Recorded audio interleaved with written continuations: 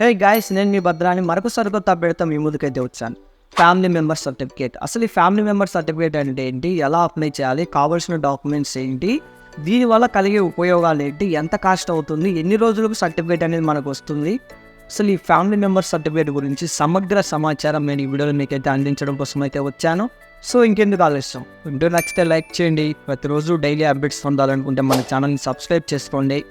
So in case మీకు family మెంబర్కి సంబంధించి ఏదైనా సరే డౌట్ ఉన్నట్టయితే డిస్క్రిప్షన్ నా వాట్సాప్ గ్రూప్ అయితే ఇస్తాను, జాయిన్ అయ్యి అందులో నా నెంబర్ ఉంటుంది, మెసేజ్ చేయండి, మీకున్న డౌట్ అయితే క్లియర్ చేసుకోండి.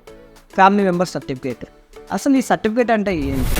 మేము పలానా కుటుంబానికి సంబంధించిన కుటుంబ సభ్యులమని తెలిపే ఒక లీగల్ ధృవీకరణ పత్రమే ఫ్యామిలీ మెంబర్ సర్టిఫికేట్ అంటారు. అంటే ఒక లీగల్ పత్రము, మేము పలానా కుటుంబానికి సంబంధించిన పర్సన్స్ అని తెలిపే ఒక లీగల్ ధృవీకరణ పత్రమే ఫ్యామిలీ మెంబర్ సర్టిఫికేట్ అంటారు.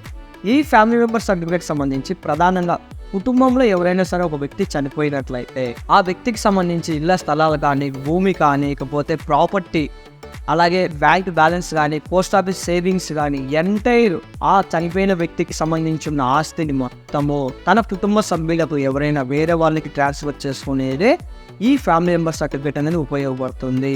ఇప్పుడు సపోజ్ ఎక్స్ అనే వ్యక్తి చనిపోయినట్లయితే బి అనే వ్యక్తికి ఈయన చనిపోయిన కుటుంబంలో ఉన్న సభ్యులందరికీ ఇతని ప్రాపర్టీ మొత్తం వీళ్ళకి చెందడం కోసం ఉపయోగపడే సర్టిఫికేటే ఫ్యామిలీ మెంబర్ సర్టిఫికేట్. ఈ సర్టిఫికేట్కి కావాల్సిన డాక్యుమెంట్స్ ఏంటి? చనిపోయిన వ్యక్తి ధృవీకరణ పత్రం, అంటే మరణ ధృవీకరణ పత్రం అని కావాలి, డెత్ సర్టిఫికేట్, అలాగే ఆ కుటుంబంలో ఎంతమంది అయితే ఉంటారో కుటుంబ సభ్యుల అందరూ ఆధార్ కార్డులు అయితే కావాలి. సో క్లారిటీగా గుర్తుపెట్టుకోండి, ఎక్కువ డాక్యుమెంట్స్ అయితే అవసరం లేదు, జస్ట్ డెత్ సర్టిఫికేటు, ఆ కుటుంబంలో ఉన్న అందరి ఆధార్ కార్డ్స్, ఇవన్నీ తీసుకొని వెళ్ళి మనం లాయర్ దగ్గరికి వెళ్ళినట్టయితే వాళ్ళు ఒక లాయర్ నోటరీ అయితే ఇస్తారు. ఈ లాయర్ నోటరీకి సంబంధించి పలానా వ్యక్తి చనిపోయాడో, పలానా వ్యక్తికి ఉన్న ఆస్తిని వాళ్ళ కుటుంబ సభ్యులకి పలానా వాళ్ళకి ట్రాన్స్ఫర్ చేయడం జరుగుతుందని ఒక లాయర్ నోటరీ అయితే ఇస్తారు. ఈ లాయర్ నోటరీ అనేది మనం తీసుకొని అలాగే డెత్ సర్టిఫికేట్, అందరి ఆధార్ కార్డ్స్, పైన చెప్పిన ఈ 3 డాక్యుమెంట్స్ తీసుకొని వెళ్ళి మీ సేవలో కానీ సచివాలయంలో కానీ మనం అప్లై అయితే చేసుకోవాలి. ఈ అప్లై చేసుకోబోయే ముందు అక్కడ మనకు ఒక ఫామ్ అయితే ఇస్తారు. మళ్ళీ ఆ ఫామ్లో డీటెయిల్స్ అన్ని ఫిల్ చేసి అక్కడ అప్లై చేసినట్టయితే ఎగ్జాక్ట్గా 50 నుంచి 150 వరకు మధ్యలో కాస్ట్ అయితే ఉంటుంది. ఎందుకంటే అప్పుడప్పుడు చేంజెస్ అవుతూ ఉంటుంది కాబట్టి 50 రూపీస్ నుంచి 150 రూపీస్ లోపు మనకి ఫ్యామిలీ మెంబర్కి అక్కడ అప్లై అయితే చేయడానికి తీసుకుంటారు.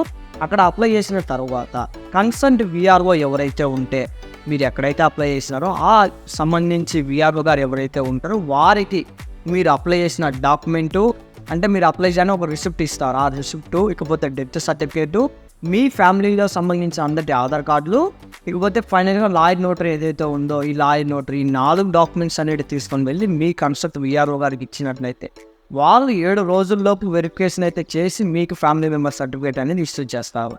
సో ఇది ఫ్రెండ్స్ ఇవాళ అప్డేట్. ఈ యూస్ఫుల్ ఇన్ఫర్మేషన్ మీకు యూస్ఫుల్ అవుతుందంటే లైక్ చేయండి. ప్రతిరోజు డైలీ అప్డేట్స్ పొందాలనుకుంటే సబ్స్క్రైబ్ చేసుకోండి.